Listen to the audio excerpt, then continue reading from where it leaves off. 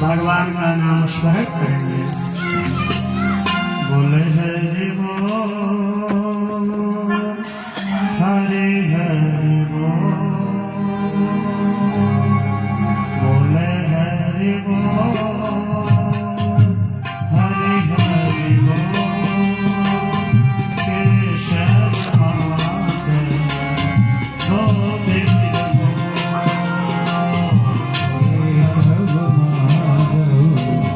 गोविंद बोल, बोले हरि बोल,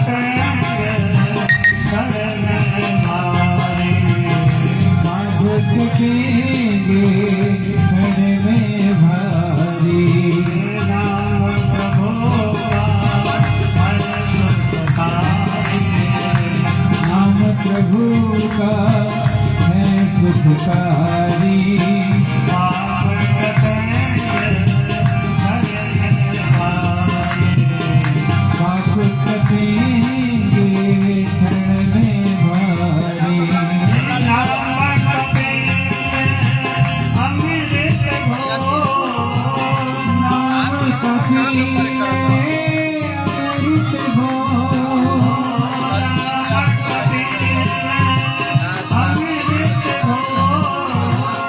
नाम कपीले अमृत घोर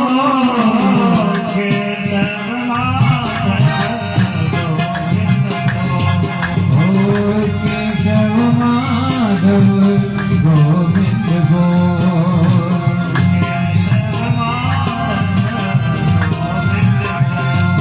घोर केशव माधव गोविंद घोर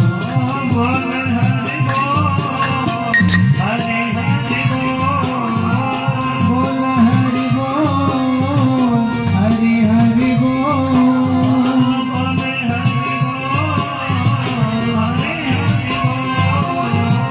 बोल हरि बोल हरि हरि बोल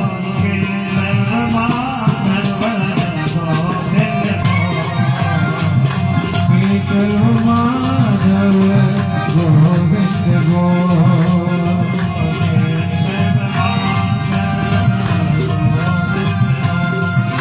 घोर केशव माधव गोविंद घोर बोले वृंदावन बिहारी लाल की जय श्रीमद्भागवत भगवान की। आइए बड़ी प्रेम से हम लोग भगवान की दिव्य मंगलमयी कथा में प्रवेश करेंगे। मैत्रेय जी फिर से प्रश्न करते हैं। मनोस्तु शतरूपाय तिस्रः कन्यास्य जज्ञिरे आपतिर्देवहूतिश्च प्रसूतिरिति विश्रुता। महाराज मनु और शत्रुपा के दो पुत्र और 3 कन्याएं हुई। आकुति, देवहूति और प्रसूति, और 2 पुत्र प्रियव्रत और उत्तानपाद। ये 2 पुत्र हुए। आकुति का विवाह रुचि प्रजापति के साथ मनु महाराज ने किया और देवहूति का विवाह कर्दम जी के साथ हुआ। जो कल हम लोगों ने कर्दम और देवहूति संवाद श्रवण किया। और प्रसूति का विवाह दक्ष प्रजापति के साथ हुआ। दक्ष प्रजापति ने प्रसूति के गर्भ से 16 कन्याएं पैदा हुई, जिसमें से 13 कन्याओं का विवाह धर्म के साथ कर दिया और 1 कन्या का विवाह अग्निदेव के साथ किया, जिसका नाम था स्वाहा देवी। स्वाहा का विवाह अग्नि देवता के साथ हुआ और 1 कन्या स्वधा देवी। स्वधा देवी का विवाह पितृगणों के साथ हुआ और 1 कन्या जो सती थी, सती का विवाह भगवान भोलेनाथ के साथ संपन्न हुआ। लेकिन सती ने युवावस्था में ही अपने शरीर को योगाग्नि में जला लिया था, जिससे भोलेनाथ का वंश आगे नहीं बढ़ सका। यह बात जब विदुर जी ने सुना तो विदुर जी ने पूछा कि सती मैया ने युवावस्था में अपने शरीर का त्याग क्यों कर दिया, इसका क्या कारण था, यह हमको बताइए। तब वह कथा मैत्रेय जी को बतानी पड़ी। मैत्रेय जी ने कहा कि एक बार प्रजापतियों का यज्ञ हो रहा था और उसमें बड़े बड़े ऋषि देवता मुनि अग्नि आदि देव पितृगण आदि सभी पधारे हुए थे और सब बैठे हुए थे। उसी समय उस स्थान पर दक्ष प्रजापति उस सभा मंडप में प्रवेश किए। सभी ने उठ करके दक्ष का अभिवादन किया, लेकिन बाबा भोलेनाथ बैठे ही रह गए। उन्होंने ससुर जी का अभिवादन नहीं किया, उठ करके प्रणाम नहीं किया। और दक्ष की दृष्टि जब पड़ी तो दक्ष ने देखा कि सारे देवता मेरे स्वागत में खड़े हैं, लेकिन मेरा दामाद ही बैठा हुआ है। तो कुछ व्यक्ति ऐसे होते हैं जो स्वागत करता है उसकी तरफ दृष्टि नहीं जाती, और जो नहीं करता है उसकी तरफ जरूर दृष्टि जाती है। जैसे आपसे किसी ने जल मांगा कि जल ले आइए, तो उस पात्र में आपने जल उसको दिया, और थोड़ा मान लीजिए जल खाली है, पात्र थोड़ा खाली है, तो व्यक्ति की दो दृष्टि होती है। अगर उसकी सात्विक सही दृष्टि है तो जल लेगा, उसका पान कर लेगा, कुछ नहीं बोलेगा। और अगर उसकी दृष्टि गड़बड़ है तो कहेगा ये आधा जल ले आए हो, आधा लोटा लाए हो, आधे गिलास लाए हो। फिर भाई माने एक चीज होता है अच्छाई में बुराई ढूंढना, और एक दृष्टि होती है कि कितनी भी बुराइयां हो उसमें से भी अच्छाई को ढूंढ करके निकालना। तो दो प्रकार की दृष्टि लोगों की होती है, तो वही दृष्टि दक्ष की। इतने लोग स्वागत में खड़े हैं, उन पे दृष्टि नहीं है। हमारा दामाद है जिसका पैर पूजे हो, अगर वो नहीं खड़े हुए तो उसमें भी आपका सम्मान नहीं था। और बाबा भोलेनाथ ने मन ही मन प्रणाम कर लिया था, ससुर जी को मन से प्रणाम कर लिया था, खड़े नहीं हुए। तो दक्ष सभा में पहुंचे, और पहुंचते ही दक्ष ने कहना शुरू किया, श्रूयताम ब्रह्मर्षयो में सहदेवा सहानयः साधूनां ब्रुवते वृत्तं नाज्ञान्यान्न च मत्सरा। हे ब्रह्मर्षियों, अग्नि आदि देवताओं, पितृगणों, ऋषियों, सभी मेरी बात को ध्यान से सुने। अब जब यह सुनाई पड़ा तो जितने बैठे थे सभा में सभी ने सोचा कि जो सभापति होता है उसका भाषण सबसे लास्ट में कि अब आप नहीं बोल दीजिए दो शब्द, और ये आते ही शुरू हो गए। क्या कारण है? सबको संबोधित करके कह रहे हैं, और क्या कह रहे हैं कि मैं नागा ज्ञान में चमत्सरात, न तो मैं ज्ञान के कारण बोल रहा हूँ और न तो मत्सरात मत्सर के कारण, माने दाह के कारण, द्वेष के कारण मैं नहीं बोल रहा हूँ।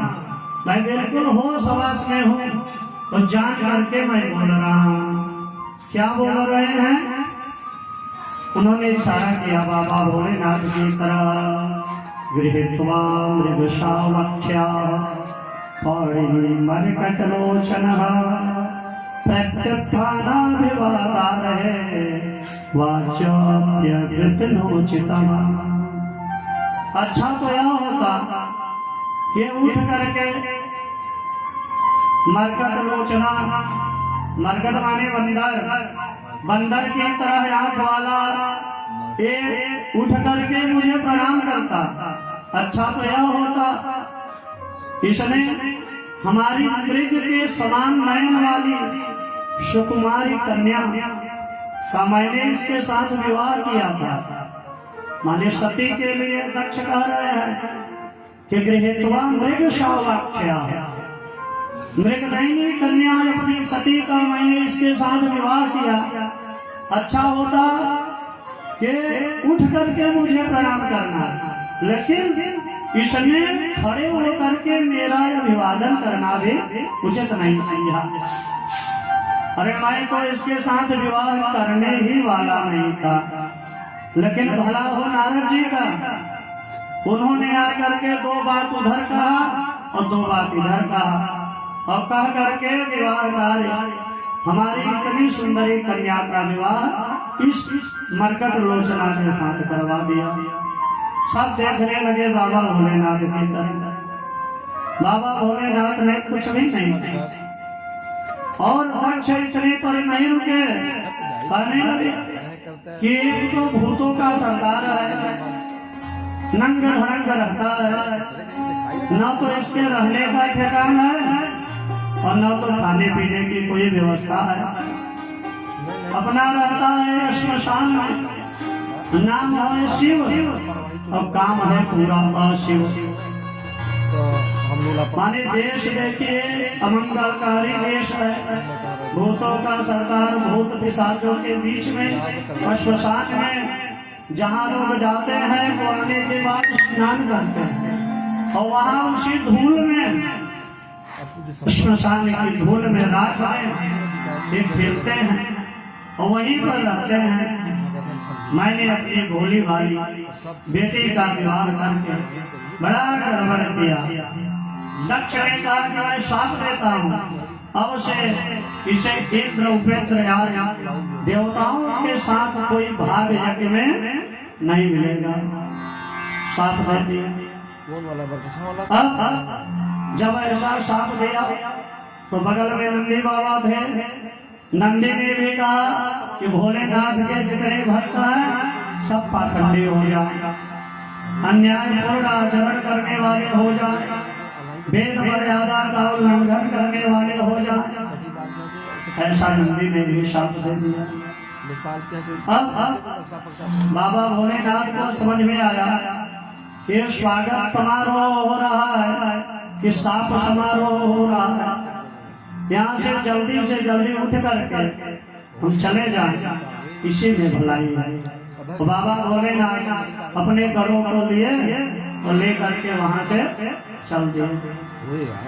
अब कुछ समय व्यतीत हुआ और दक्ष को प्रजापति बना दिया गया। दक्ष को अधिकार प्राप्त हो गया। तो जब अधिकार प्राप्त हुआ तो बाबा तुलसीदास क्या लिखते हैं? तुलसीदास के शब्दों में ध्यान दीजिए। बड़ा अधिकार दक्ष जब पावा, बड़ा अधिकार दक्ष जब पावा, बड़ा अधिकार दक्ष जब पावा, बड़ा अधिकार दक्ष जब पावा, अति अभिमान हृदय भयावा, अति अभिमान हृदय करवावा, नहीं कौवा सजना माता कमानी, नहीं तो सजना माता कमानी, सभोता पाए जाहि मदनानी। प्रभुता पाई जाहि मद नाही, बड़ा अधिकार दक्ष जब पावा, बड़ा अधिकार दक्ष जब पावा, अति अभिमान हृदय भयावा, अति अभिमान हृदय करवावा, लगे हरि कथा रसाला, लगे कहन हरि कथा रसाला, दक्ष प्रदेश भय के निवाला,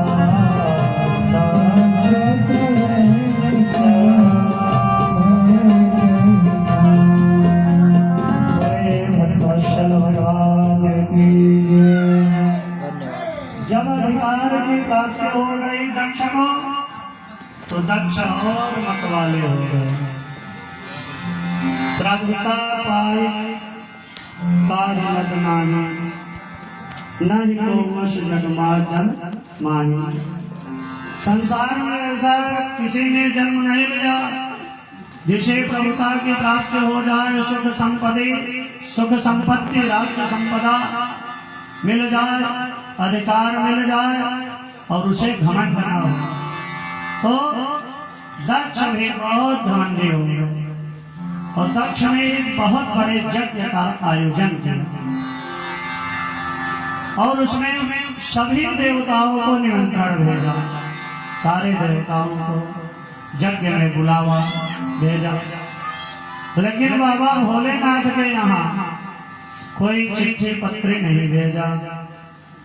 अब बाबा भोलेनाथ कैलाश पर्वत पर माता सती के साथ रह रहे हैं और उसी के ऊपर से देवता लोग अपने विमानों से यात्रा कर रहे हैं। एक के बाद एक विमान उड़ता हुआ चला जा रहा है। ऊपर से जब विमानों को देखा, सती मैया ने पूछा कि आप लोग कहाँ जा रहे हो? तो देवियों ने बताया कि आपके पिताजी बहुत बड़े यज्ञ का आयोजन किए हैं और हम लोग उसी यज्ञ में जा रहे हैं, क्या आपको बुलावा नहीं है? तो सती मैया कैसे कह दे कि हमारे पिता ने मुझे नहीं बुलाया है। सती मैया ने कहा कि बुलावा आया है, आप लोग चलिए, मैं थोड़ा विलंब से आऊंगा। कन्याएं चाहे अपने मायके में महिलाओं को आदर सम्मान मिले अथवा न मिले, लेकिन अपने मायके का सम्मान, मायके वालों का सिर कभी महिलाएं नीचा नहीं होने देते। जब करेंगी बड़ाई ही करेंगे, जाने के बाद उनका सम्मान हो अथवा अपमान हो, जब भी करेंगी बड़ाई करेंगे। और महिलाओं के ऊपर 3 कुल की जिम्मेदारी होती है, पुरुषों के ऊपर उतनी जिम्मेदारी नहीं है।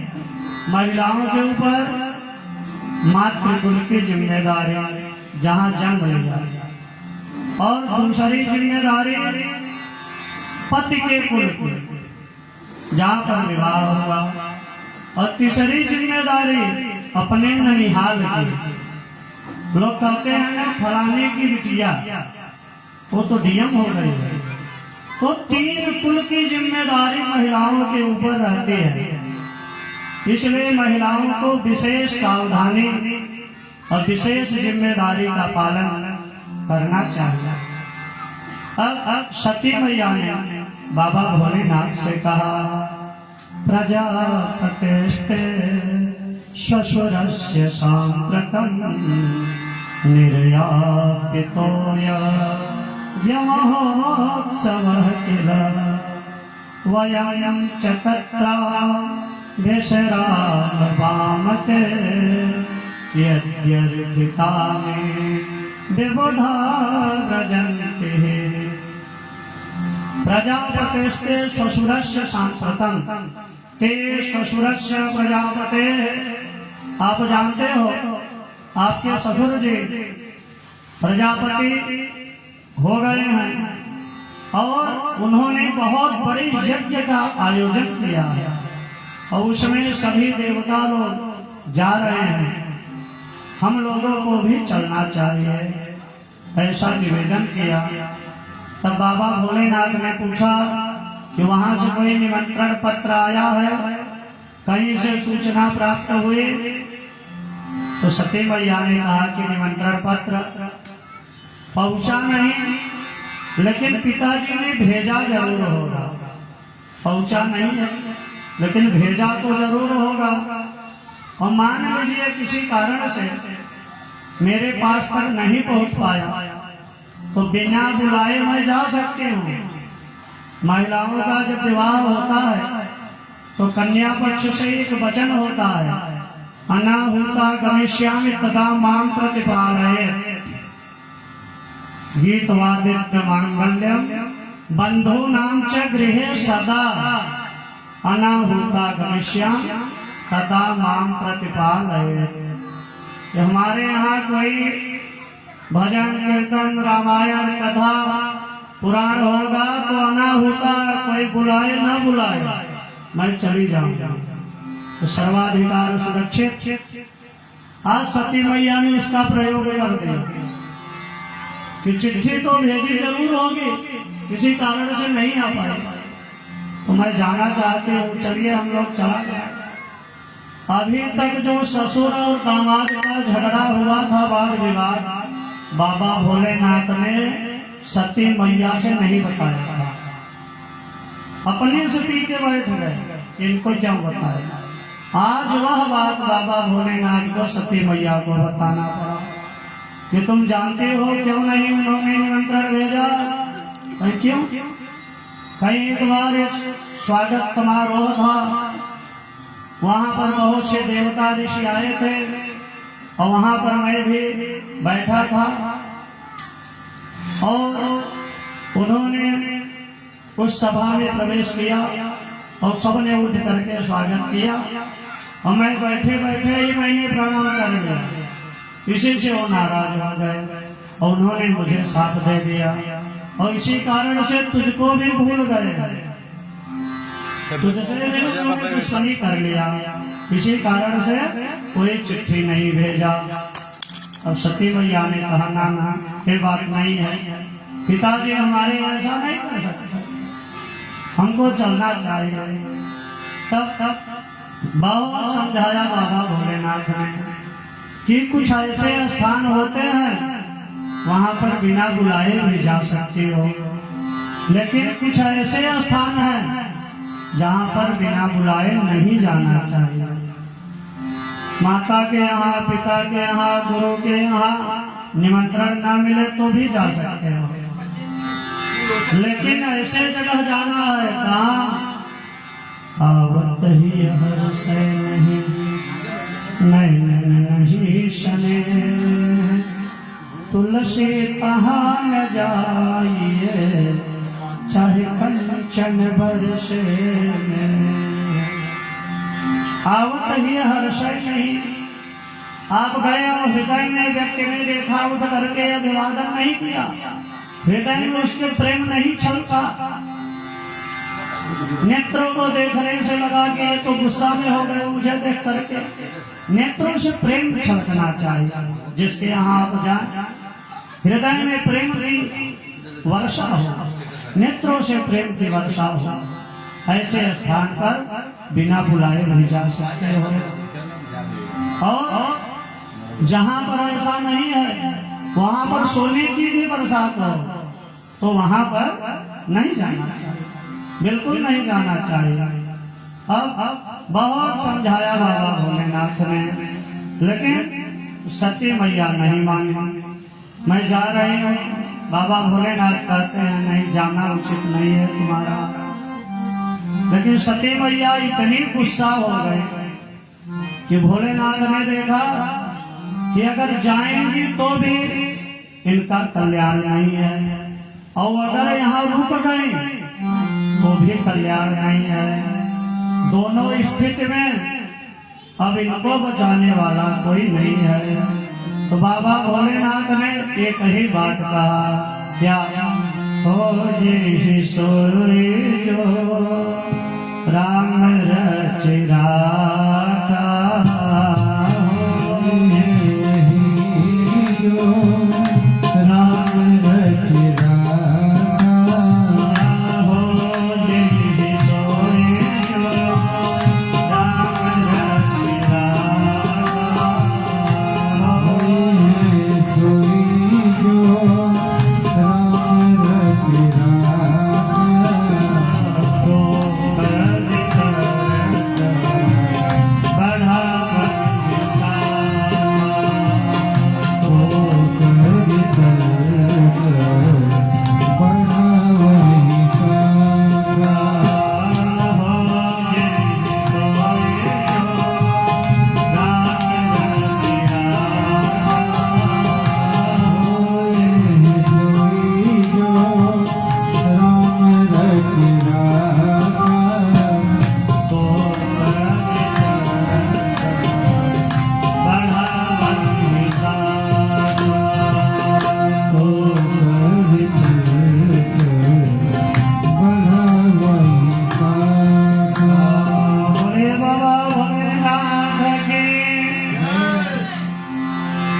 बहुत मना किया भोलेनाथ ने, लेकिन सती मैया निकल के चल दी।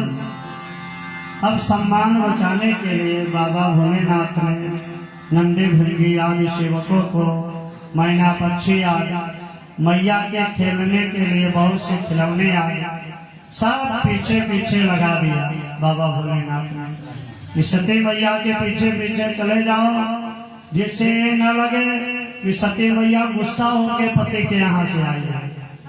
अब जब सती जी पहुंची तो जा करके क्या देखा सती जी ने, पिता भवन जब गई भवानी, पिता भवन जब गई भवानी, दक्ष नाशका भुवन सन्मानी, दक्ष नाशका भुवन सन्मानी, सादर धनी मिली एक माता, सागर धनी मिली तेहि माता,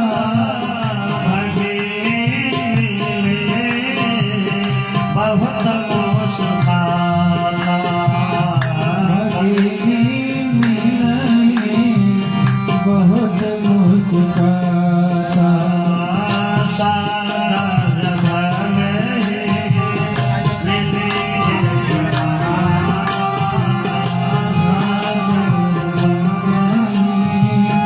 मिली तेहि माता,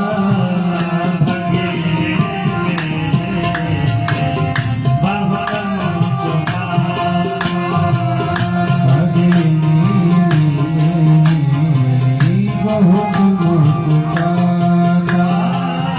दक्षिण कछुको चीकु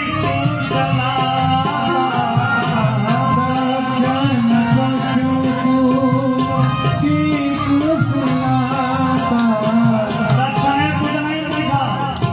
पिता के भवन में जब गई मैया तो क्या हुआ,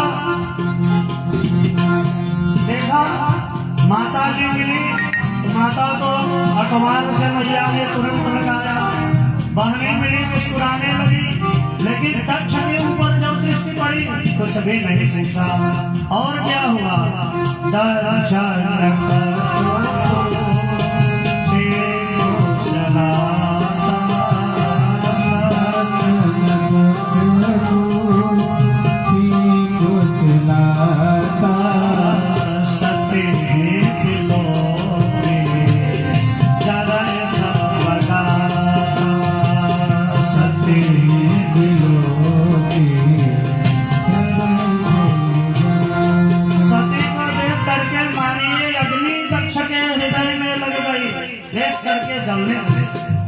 बताइए, बेटी को देख के जल रहा है।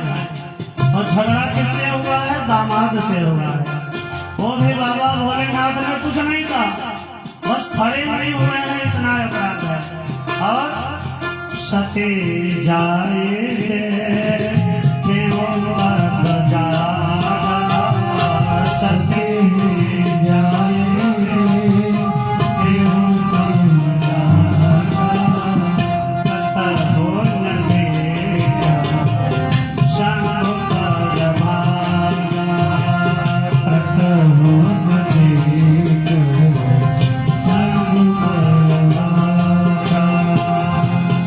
सती मैया ने जब यज्ञ मंडप में प्रवेश किया तो सारे देवताओं का पीठ, सारे देवताओं का भाग सती मैया ने यज्ञ में देखा, और लेकिन बाबा भोलेनाथ का कोई स्थान यज्ञ में नहीं मिला।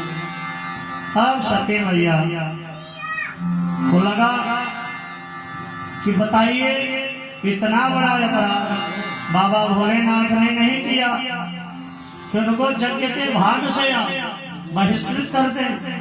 इतना बड़ा अपराध उनका नहीं था, अरे थोड़ा बहुत दास भी था, तो उसको बड़ों को चाहिए क्षमा, क्षमा बड़े को चाहिए, छोटन को अपराध। अगर छोटे से किसी भी प्रकार का अपराध एक बार हो भी जाए तो बड़ों को क्षमा कर देना चाहिए। बार बार अपराध की प्रवृत्ति न हो, लेकिन एक बार दो बार अगर छोटों से अपराध हो जाए तो बड़ों का कर्तव्य है कि क्षमा कर देना चाहिए। तो आपको ससुर थे, दामाद ने, मान लीजिए आपको लगा कि इन्होंने अपराध कर दिया, गलत कर दिया, तो आपको क्षमा कर देना चाहिए, आपको ऐसा नहीं करना चाहिए। अब सती मैया ने जब देखा कि पति का मेरे अपमान हो गया है, महिला अगर पतिव्रता महिला है तो सब सह जाती है, लेकिन उसके सामने कोई उसके पति की बुराई कर दे ये वो बर्दाश्त नहीं कर सकती। पति के साथ आधे पेट खा के जी लेगी अगर पतिव्रता महिला है, और कोई ऐसे पति का भी अगर बुराई कर दे तो भी वो बर्दाश्त नहीं कर सकती। सबकी बुराई कर दीजिए, एक बार सुन लेंगे, लेकिन पति की बुराई बर्दाश्त नहीं कर सकती। सती मैया ने सोचा कि जब मैं यहाँ से जाऊंगी तो कौन मुंह लेके जाऊंगी। बाबा भोलेनाथ जब मुझे दाक्षायणी कह के पुकारेंगे कि आइए दाक्षायणी, तो पिता दक्ष के साथ मेरा नाम जुड़ा हुआ है, तो मैं किस प्रकार का मुख उनको दिखाऊंगी। अब सोचने विचारने लगी सती मैया। अंत में उन्होंने योगाग्नि का सहारा लिया और अपने शरीर को जला करके भस्म कर दिया। बोलिए सती मैया की। नारद जी पहुंच गए बाबा भोलेनाथ के पास, जाकर के नारायण नारायण किया। बाबा भोलेनाथ ने पूछा कि नारद जी कहाँ से आगमन हुआ। कहीं अरे प्रभु आप तो जप करने में ही लगे हैं, ध्यान करने में लगे हैं। सती मैया का कुछ हाल समाचार मिला तो नहीं, मुझे तो नहीं पता। कहीं वो तो पधार गई, कहीं कहाँ अपने पिताजी के यज्ञ में। और जब यह समाचार सुना बाबा भोलेनाथ ने, इतना आग बबूला हुए कि अपने जटा से एक बार उठाड़ा और जमीन पर पटक दिया, और उससे वीरभद्र भगवान प्रकट हो गए। बोलिए वीरभद्र भगवान।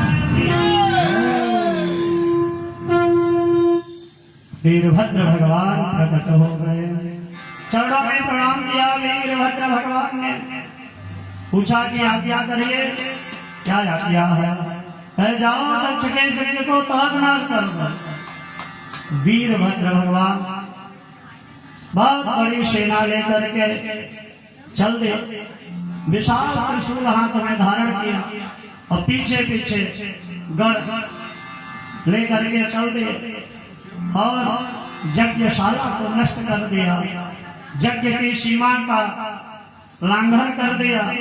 और महाराज दक्ष दिखाई दिए, उनके सर को काट करके यज्ञ कुंड में स्वाहा कर दिया। जो भी ब्राह्मण आदि बैठे थे सबको मार पीट करके भगा दिया। किसी के दांत तोड़ दिए, किसी की दाढ़ी नोच लिया, किसी के हाथ तोड़ दिए। पूरा यज्ञ तहस नहस हो गया, यज्ञ विध्वंस हो गया। तो यज्ञ विध्वंस क्या हुआ। कहीं यज्ञ सात्विक होना चाहिए और मत्सर रहित यज्ञ होना चाहिए। किसी के दाह के लिए, किसी को नीचा दिखाने के लिए, किसी को बेइज्जत करने के लिए यज्ञ नहीं होना चाहिए।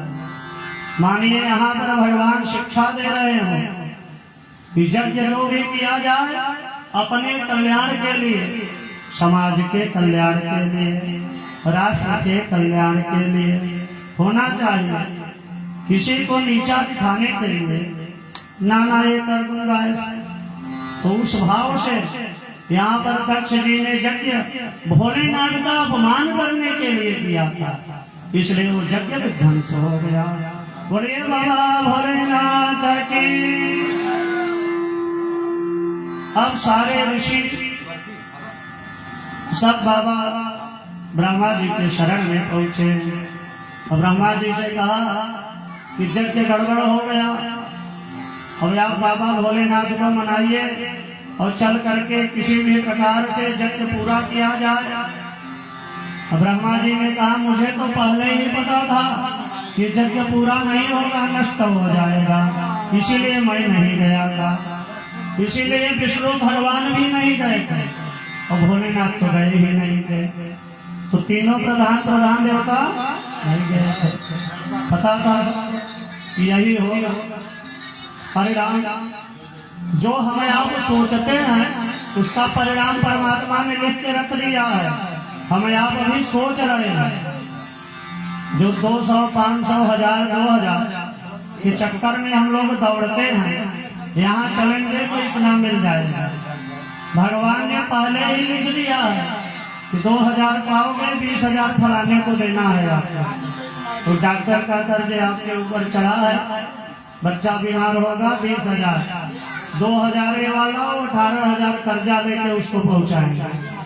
तो जो हमें आप सोचते हैं उसके आगे का विधान परमात्मा ने बना के रख दिया है। तो अब ब्रह्मा जी सभी को लेकर के चले गए बाबा भोलेनाथ के शरण में और जाकर के बाबा भोलेनाथ से प्रार्थना करने लगे। ऋषि आज महात्मा प्रजापति आज सब जाकर के भोलेनाथ से प्रार्थना कर रहे हैं। आइए हम लोग भी बाबा भोलेनाथ से बड़े भाव से प्रार्थना करें। शिव समान दाता नहीं, विपत बेदारन अब लज्जा मोरी राखियों शिवनंदी के यशवा। बोलिए बाबा भोलेनाथ की। सभी लोग दोनों हाथ से तालियां बजाते हुए बाबा भोलेनाथ की स्तुति करेंगे।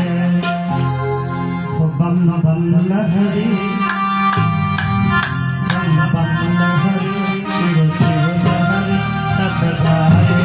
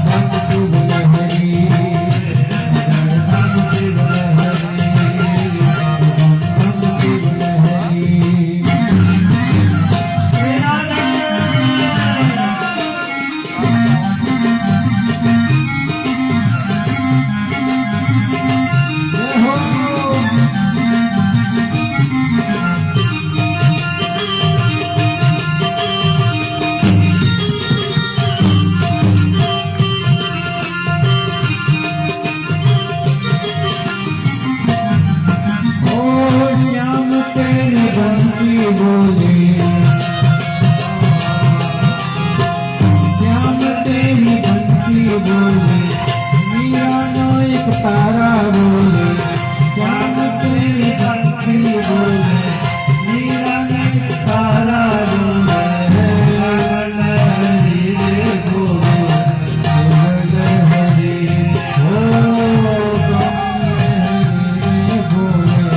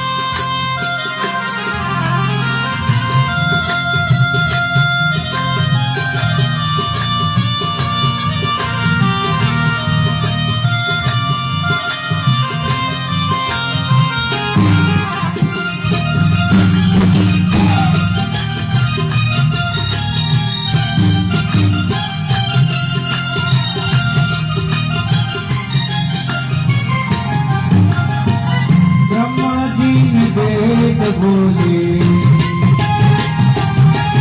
ओ ब्रह्मा जी ने वेद बोले अंतर का भेद बोले ब्रह्मा जी का वेद बोले अंतर का भेद बोले केवल हरि रे बोले केवल हरि ओ कमल हरि रे बोले केवल हरि बम बम लहरी शिव शिव लहरी बम बम लहरी शिव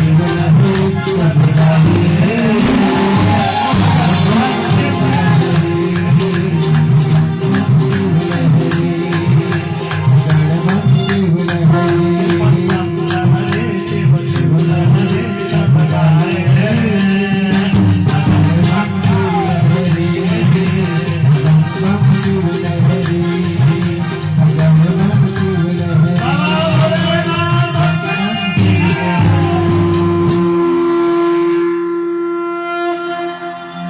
वत्सल भगवान के जय अब सारे देवताओं ने बाबा भोलेनाथ की स्तुति किया। भोलेनाथ स्तुति से प्रसन्न हुए। उन्होंने ब्रह्मा जी से कहा कि मैंने दक्ष को दंड नहीं दिया। दक्ष अपने कर्मों का प्रायश्चित कर रहा है। मेरी बिल्कुल इच्छा नहीं थी कि दक्ष को दंड दिया जाए, लेकिन जो भी प्राणी है सभी अपने कर्मों का फल भोगते हैं। दक्ष को मैंने थोड़ा सा समझाया मात्र है, और आप लोग कहते हो तो जाकर के यज्ञ को पूर्ण कराइए और दक्ष को बकरे का सर लगा दिया जाए और फिर से जजमान जीवित हो जाए। और महाराज पूषा के दांत टूट गए हैं तो सत्तू खाने वाले हो जाए। बकरे की दाढ़ी भृगु जी को लगा दिया जाए और जितने ऋषियों के महात्माओं के अध्वर्य होता आदि जितने के अंग प्रत्यंग टूट गए हैं वे फिर से स्वस्थ हो जाए और यज्ञ फिर से पूर्ण हो जाए।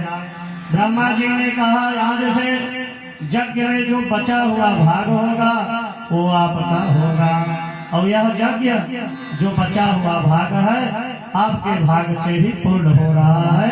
आप आशीर्वाद दीजिए। भगवान ने कहा कि जाइए यज्ञ को पूर्ण। ऐसे करुणा निधान भगवान भोलेनाथ। भोलेनाथ कैसे हैं? बड़े करुणा के अवतार। कर्पूर गौरम करुणावतारम कर्पूर गौरम करुणावतारम संसारसारम भुजगेन्द्रहारम सदा हृदयारविन्दे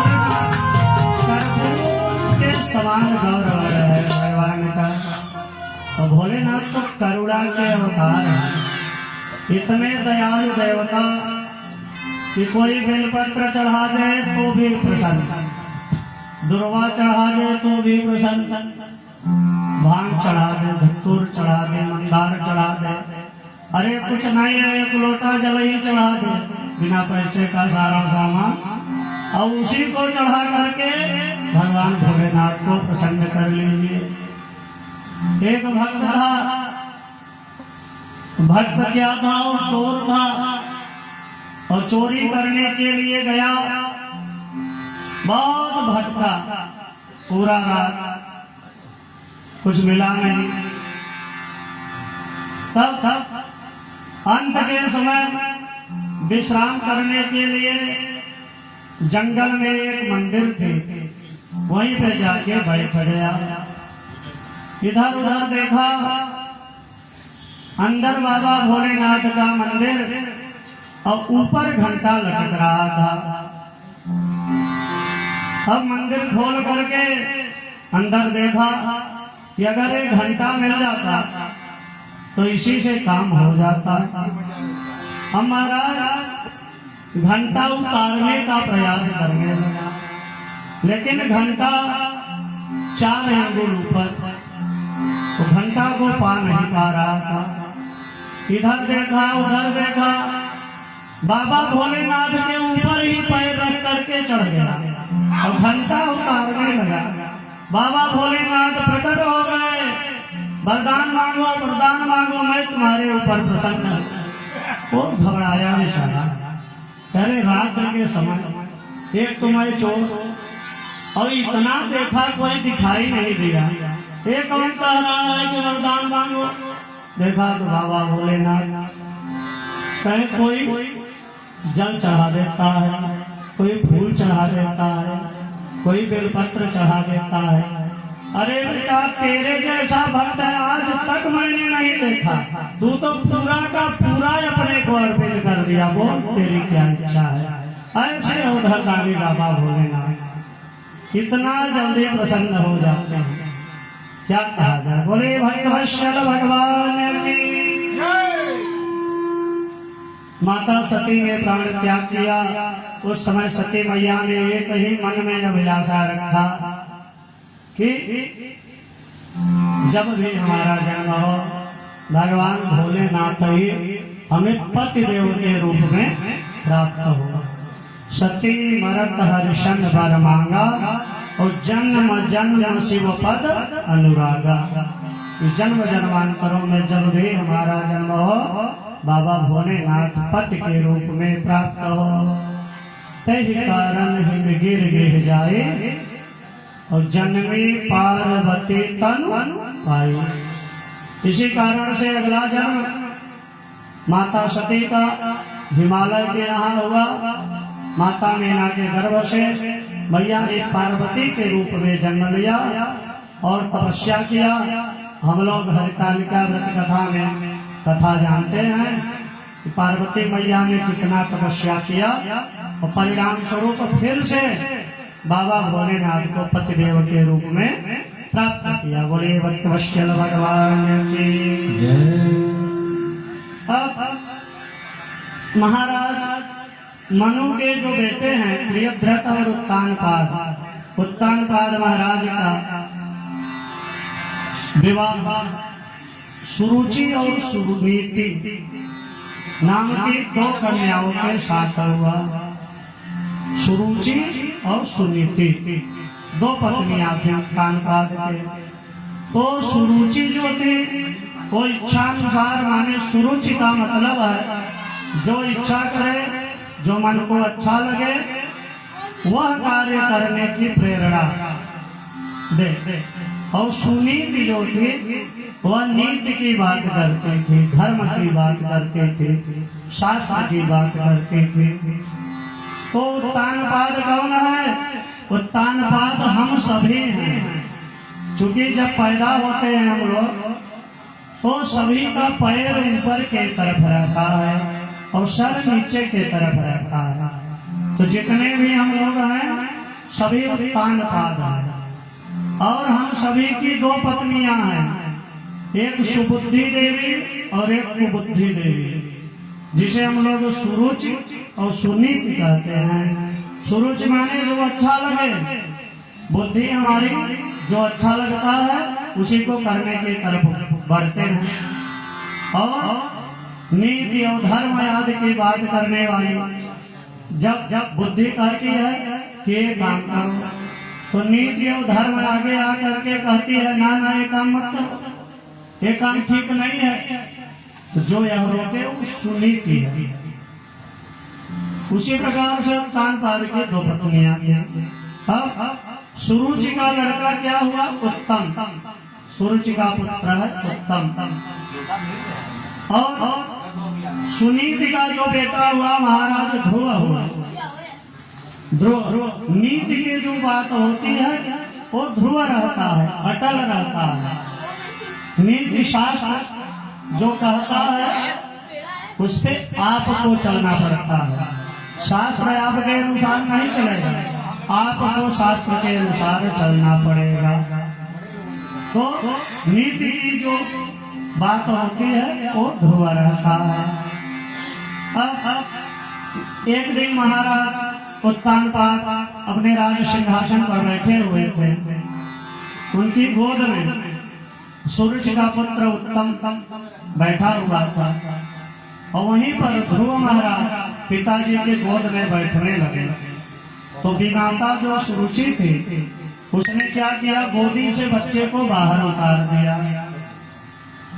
कहा कि नहीं, राज सिंहासन पर बैठने का तू अधिकारी नहीं है। क्यों? कहे अगर राज सिंहासन पर बैठना चाहते हो तो तुझको क्या करना पड़ेगा? तपसा राध पुरुषम तस्यैवानुग्रहेण मे गर्भे त्वं साधयात्मानं यदिच्छसि निर्वासनं। यदि निर्वासनम् इच्छसि तपसा आराध्य पुरुषम। यदि राज सिंहासन पर बैठना चाहते हो तो क्या करना पड़ेगा? उस परम पिता परमेश्वर की पहले आराधना करो, और जब भगवान प्रसन्न हो जाए तस्यैवानुग्रहेण मे, जब वो प्रसन्न हो जाए तो उनसे क्या मांगो? उनसे मांगो कि सुरुचि मैया के पेट से हमारा जन्म हो, और जब हमारे पेट से तुम्हारा जन्म होगा तो मेरा बच्चा बन करके पैदा होगा, तब तुझे राज सिंहासन पर बैठने का अधिकार प्राप्त होगा। ऐसा सुरुचि मैया ने कह दिया। ध्रुव ने यह बात जाकर के अपनी माता को बताया कि मैया, सुरुचि मैया ने ऐसा कहा है, मैं क्या करूं? तो मैया ने कहा कि बेटा, सुरुचि मैया ने जो कुछ कहा है बिल्कुल सही कहा है। मैंने तो आज तक सही तुम्हारे पिताजी का परिचय तुमसे नहीं करा पाई, और सुरुचि मैया ने परम पिता का परिचय तुमसे करा दिया है। इसलिए बेटा, तू उसी परम पिता परमेश्वर की आराधना करो। माता की आज्ञा को लेकर के 5 वर्ष के बालक हैं ध्रुव महाराज, तपस्या करने के लिए जंगल की तरफ चल दिए। पिता के घर से निकल गए। रास्ते में नारद जी से भेंट हो गई। नारद जी ने जा करके समझाया कि बेटा, कहाँ जा रहे हो? अभी तुम्हारा तपस्या करने का समय नहीं है, अभी तपस्या मत करो। छोटी छोटी बातों पर बालकों को इतना क्रोध करना अच्छा नहीं लगता, इसलिए बेटा गुस्सा मत करो, घर को लौट जाओ। छोटी मोटी बात पर ध्यान नहीं देना चाहिए। ध्रुव जी ने कहा कि नहीं, अब मैं घर से निकल गया हूँ तो कुछ बन करके ही जाऊंगा। शरीर त्याग दूंगा, लेकिन बिना उस परम पिता परमेश्वर से मिले मैं लौट करके नहीं जाऊंगा। 5 वर्ष के बालक ध्रुव ऐसा कह रहे हैं, और किससे कह रहे हैं? नारद जी से कह रहे हैं। नारद जी जब कोई भक्ति करने के लिए आगे बढ़ता है तो नारद जी किसी न किसी रूप में उसे दर्शन देते हैं और दर्शन दे करके नारद जी उसकी पहले परीक्षा लेते हैं। जैसे कुम्हार जब घड़ा बनाता है तो ठोक पीट करके देखता है कि पक गया है कि कच्चा है, उसी प्रकार से नारद जी शिष्य बनाने के पहले भक्त की शिष्य की परीक्षा लेते हैं कि कहीं ये रास्ते में छोड़ करके भक्त तो नहीं जाएगा। और नारद जी ने देखा कि चेला पक्का है, डटा रहेगा, भागने वाला नहीं है, तो बड़ा सुंदर द्वादशाक्षर मंत्र का उपदेश ध्रुव जी को नारद जी ने बता दिया और कहा कि यहाँ से चले जाओ और जाकर के यमुना जी में स्नान करना और यमुना जी में स्नान करने के बाद मधुबन में जाकर के तपस्या करो, परमात्मा का शीघ्र तुझे दर्शन हो जाएगा। ऐसा आशीर्वाद नारद जी ने प्रदान कर दिया ध्रुव जी को। ध्रुव जी बड़ी प्रसन्नता से, चूंकि गुरु की कृपा हो गई, गुरु की कृपा से गुरु मंत्र को लेकर के अब आगे बढ़ गए ध्रुव जी और जाकर के यमुना जी में स्नान किया और स्नान करने के बाद भगवान के दिव्य द्वादशाक्षर मंत्र का जप करना शुरू किया। त्रिरात्रांते त्रिरात्रांते कपित्थ पदराशन आत्मविद्यानुसारेण मासं निर्चयन् हरि। अब महाराज 3 रात तक भूखा रहते हैं, 3 दिन व्रत रखते हैं और कपित्थ पदरासन 3 रात बीतता है तो कैथ और बेर के फल खाते हैं।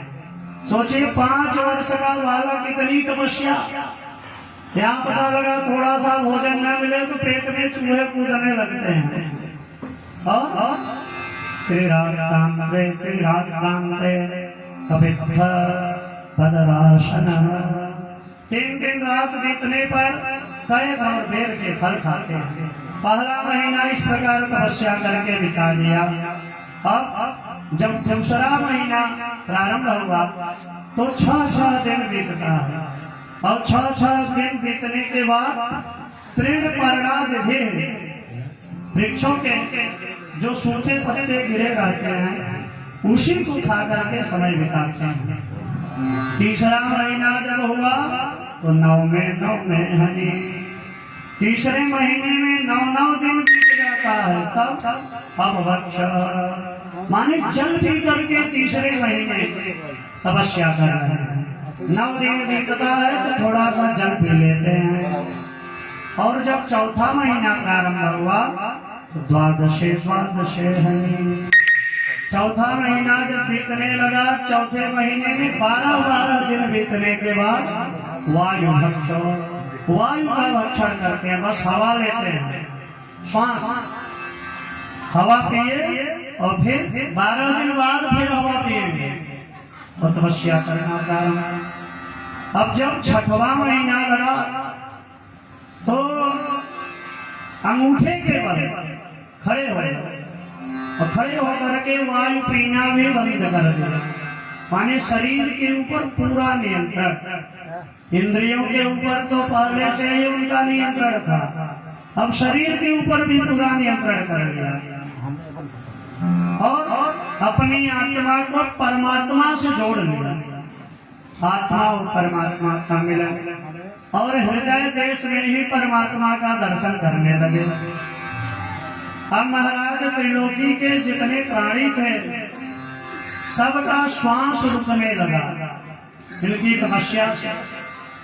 सारे प्राणी ब्रह्मा जी के शरण में गए कि प्रभु कुछ करिए, हम लोगों का श्वास रुक रहा है, क्या किया जाए? श्वास रुक रहा है। भगवान से प्रार्थना किया सबने। तब भगवान गरुड़ पर सवार होकर के ध्रुव जी के स्थान पर पहुंचे, ध्रुव जी को दर्शन दिया अब बाहर परमात्मा खड़े हैं और ध्रुव जी आंख मूंद करके तपस्या में लगे हैं। उनको पता नहीं है कि परमात्मा मेरे सामने खड़े हैं, क्योंकि वो अपने हृदय में भगवान का दर्शन कर रहे हैं। जब काफी समय बीत गया तब भगवान ने अपना जो विग्रह था ध्रुव जी के हृदय से खींच लिया, और जब खींच लिया तो ध्रुव जी छटपटा करके नेत्र खोले। यार परमात्मा तो गायब हो गए, क्या हुआ, मुझसे कौन सा अपराध हो गया। और जब नेत्र खोले तो देखा सामने परमात्मा का दर्शन हुआ। भगवान ध्रुव जी को देख रहे हैं और ध्रुव जी भगवान को देख रहे हैं। पता कुछ है नहीं कि भगवान आ जाए तब क्या करना है, क्योंकि गुरु जी ने भी बताया तो भगवान को पाने की विधि बताई। इस मंत्र को जपिए भगवान मिल जाएंगे।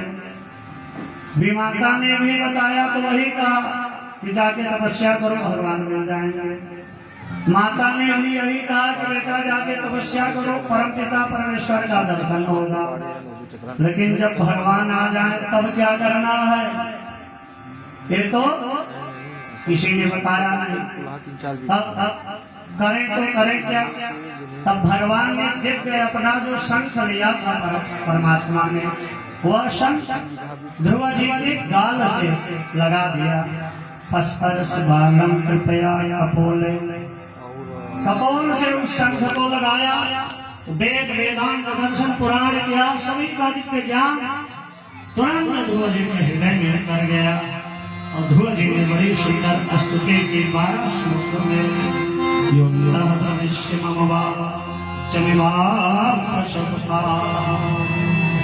संजीवयत् किल सर्पिधर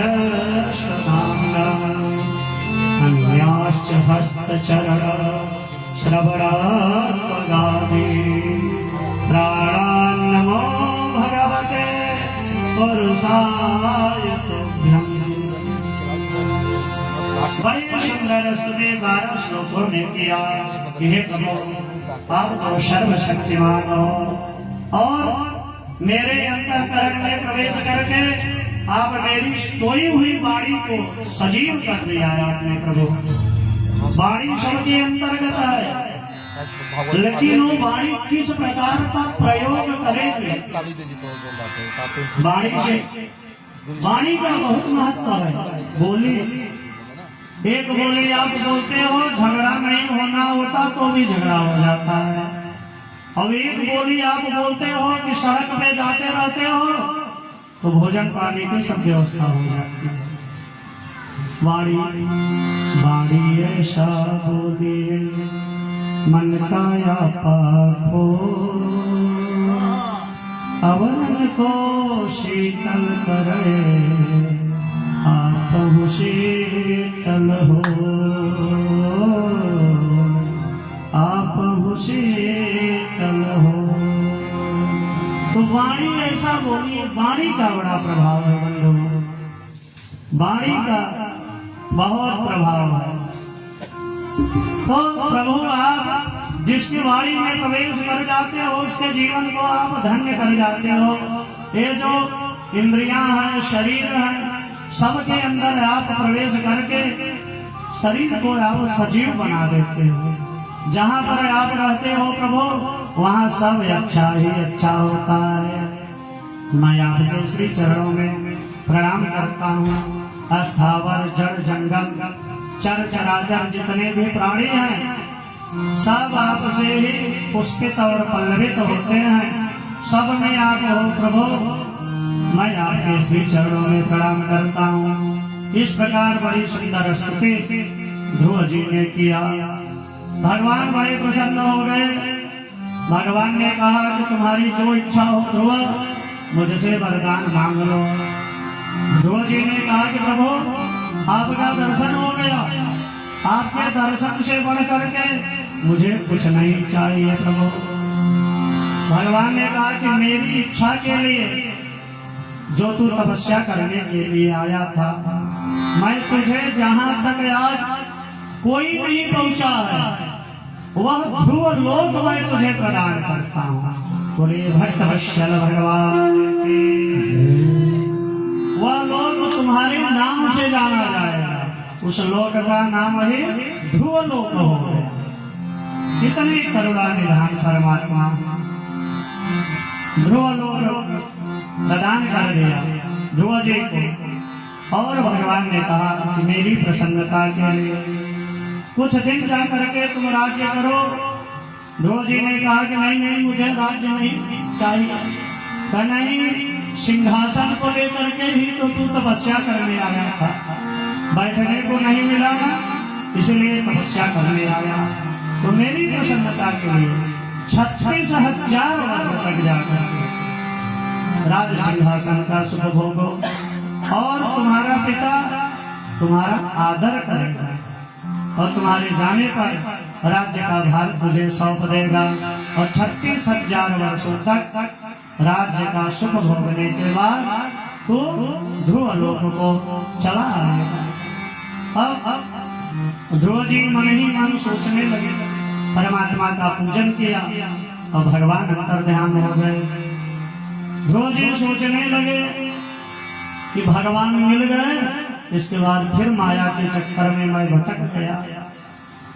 तो अब इधर नारद जी पहुंचे उत्तानपाद के यहाँ। उत्तानपाद विलाप कर रहे थे, मेरा छोटा सा बालक पता नहीं कहाँ भटक गया, मैं पत्नी के चक्कर में बेटे को रोक नहीं पाया। बताओ, अभी उसकी अवस्था मात्र 5 वर्ष की थी, और वो कहाँ भटक रहा होगा, जंगल में, कहीं कोई पशु आदि हिंसक जीव मार के खा न जाए, इस प्रकार का विलाप कर रहे थे उत्तानपाद। उसी समय नारद जी पहुंच गए। नारद जी ने पूछा कि राजन क्या बात है। तो उत्तानपाद को ने सारी बात नारद जी को बताया। नारद जी ने कहा कि उसकी चिंता करना छोड़ दो, उसकी चिंता अब परमात्मा कर रहे हैं, वो बहुत जल्दी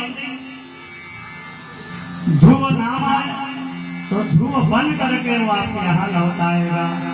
और आप तैयारी करिए, आपका बेटा परमात्मा से वरदान प्राप्त करके आ रहा है।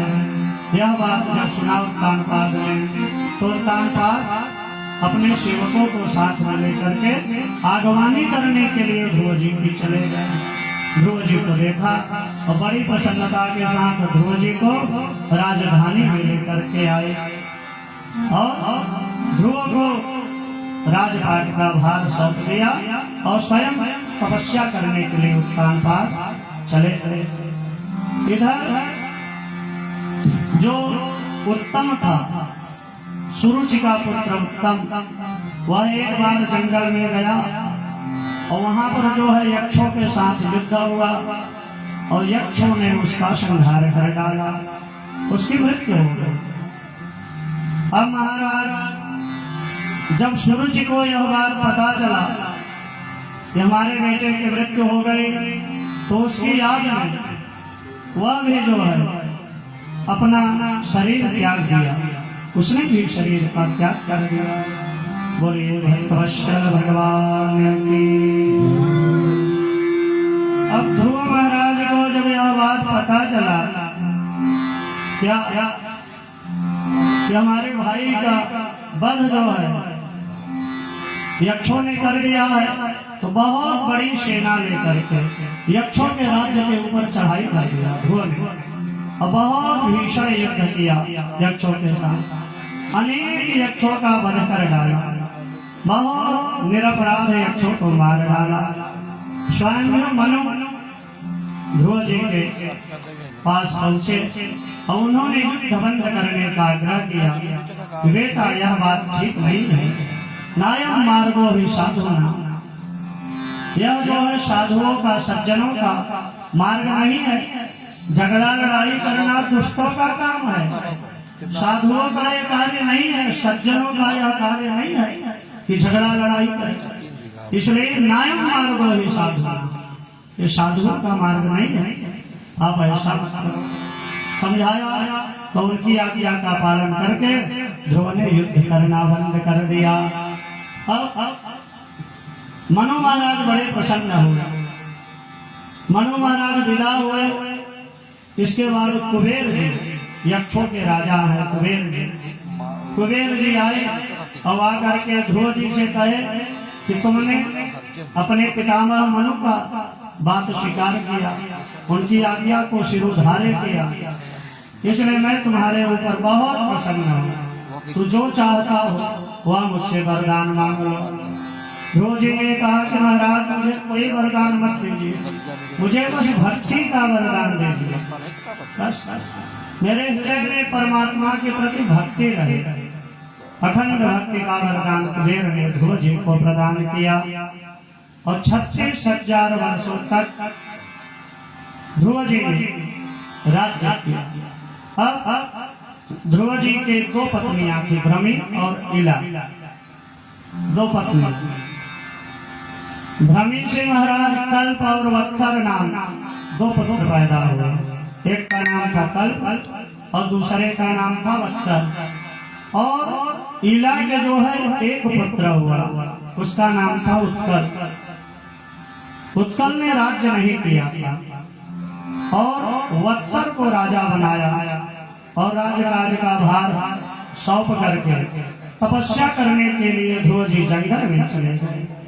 बड़ा कठिन ध्रुव जी ने तपस्या किया और अंत का समय जब उनका आया तो आकाश से एक विमान उतरा और विमान में परमात्मा के सेवक थे। उन्होंने जाकर के ध्रुव जी से कहा, यह विमान आपके लिए आया है, आप इस विमान में सवार हो जाइए, हम लोग आपको लेकर के परमात्मा के दिव्य धाम को चलेंगे। बड़ी प्रसन्नता के साथ ध्रुव जी उस विमान पर चढ़ने के लिए उद्यत हुए। जब विमान पर पैर रखना चाहते थे उसी समय मृत्युदेव वहां पर उपस्थित हो गए। उन्होंने कहा कि पृथ्वी पर जिसका जन्म होता है उसे शरीर छोड़ करके मेरा वरण करके जाना पड़ता है। तो ध्रुव जी ने कहा कि आप बैठिए, मैं आपका वरण कर लेता हूँ। हम मृत्योर मूर्धनि पदम दत्वा, मृत्यु के सर पर पैर रख करके ध्रुव जी विमान पर चढ़ करके ध्रुव लोक को चले गए। बोले भगवश्यल भगवान की। जाने लगे जब विमान पर बैठ करके ध्रुव जी, तो रास्ते में ध्रुव जी ने देखा उनका मुख थोड़ा सा उदास हो गया। तो सेवकों ने पूछा कि आपका मुख कुछ उदास दिखाई दे रहा है, उसका कारण क्या है? तो ध्रुव जी ने कहा कि मेरा मुख इसलिए उदास है कि जिस माता के कहने से मैं ध्रुव लोक को जा रहा हूँ वो हमारी मैया पृथ्वी पर होगी, कितना कष्ट भोगेगी, उस मैया की मुझे याद आ रही है। तो सेवकों ने कहा कि आगे देखिए, एक विमान आगे आगे जा रहा है, कहीं हाथ दिखाई दे रहा है, कहीं उस विमान पर आपकी माता आपसे आगे बैठ करके आगे आगे जा रही है। जिस माता का पुत्र इतना अच्छा हो वो माता पीछे कैसे रह सकती है? बोले भगवत चरणानुरागी भगवान की, लक्ष्मी नारायण भगवान की। आइए भगवान के चरणों में हम लोग निवेदन करेंगे। ओ नाम तुम्हारा तारनहार, नाम तुम्हारा तारनहार, तेरा दर्शन होगा, जिसकी रचना इतनी सुंदर, वो कितना सुंदर होगा, वो कितना सुंदर होगा। नाम तुम्हारा तारनहार, प्रभु तेरा दर्शन होगा, जिसकी रचना इतनी सुंदर, वो कितना सुंदर होगा, वो कितना सुंदर होगा। श्री राधे हो।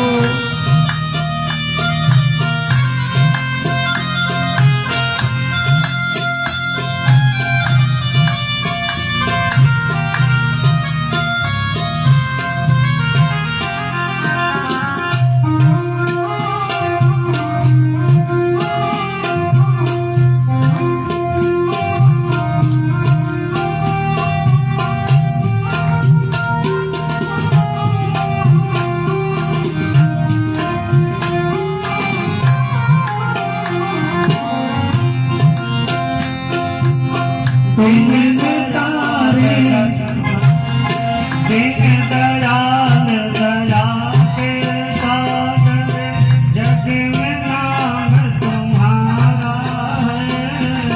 दीन दयाल दया के सागर जग में नाम तुम्हारा है। तुम बिन मेरे बाल में शक कोई नहीं हमारा है। कोई नहीं हमारा है। दीन दयाल दया के सागर तुम दयाल आगे तुम बिन मेरे बाल में शक कोई नहीं हमारा है। कोई नहीं हमारा है। भव से पार उतरना है तो उस पार उतरना है तो भव से पार उतरना है तो भव से पार उतरना है तो तेरा ही सजना होगा जिसकी रचना इतनी सुंदर और इतना सुंदर जिसकी रचना इतनी सुंदर हो क्या सुंदर होगा। नाम तुम्हारा तारनहारा नाम तुम्हारा तारनहारा तेरा दर्शन होगा जिसकी रचना इतनी सुंदर और कितना सुंदर जिसकी रचना इतनी सुंदर वो कितना सुंदर होगा।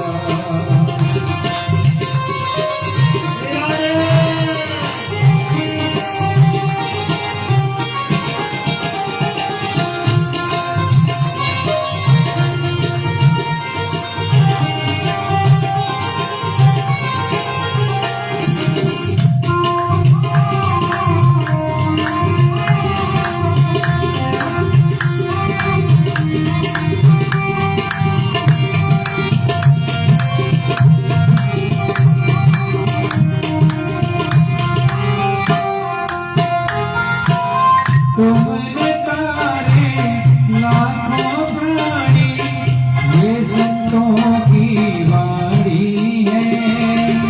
ये संतों की वाणी है। तेरी छवि पर ओ मेरे भगवान ये दुनिया दीवानी है। ये दुनिया दीवानी है। भाव से तेरी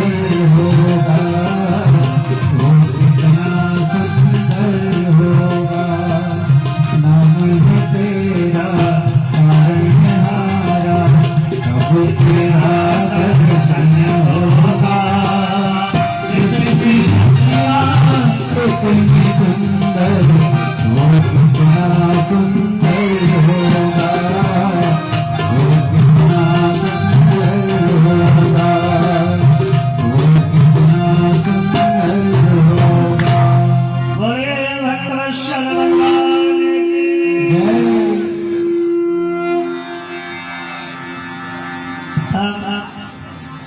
महाराज ध्रुव जी के वंश में अंग नाम के एक राजा हुए। उनकी पत्नी का नाम था सुनीता, जो मृत्यु की पुत्री थी। अंग महाराज के कोई संतान नहीं था। यज्ञ का आयोजन किया, परिणाम स्वरूप एक दुष्ट पुत्र का जन्म हुआ और नाम पड़ा बेन। लोगों ने पूछा कि दुष्ट पुत्र कैसे प्राप्त हुआ? है माता का कुल मृत्यु के पुत्री थी। उसकी माता जिसका नाम था सुनीता, उसके कुल का ज्यादा ननिहाल पक्ष का ज्यादा प्रभाव पड़ा, इसलिए बच्चा दुष्ट निकल गया। तो माने कहने का मतलब कन्या का विवाह जहाँ करे वहाँ तो विचार करना ही चाहिए, लेकिन पुत्र का भी जहाँ आप विवाह कर रहे हो उस कुल खानदान का भी अच्छे से विचार कर लेना चाहिए। संसर्गजा दोष गुणा भवन्ते। अगर कन्या पुत्र से लाए परिणाम गड़बड़ होगा। बोले वृंदावन बिहारी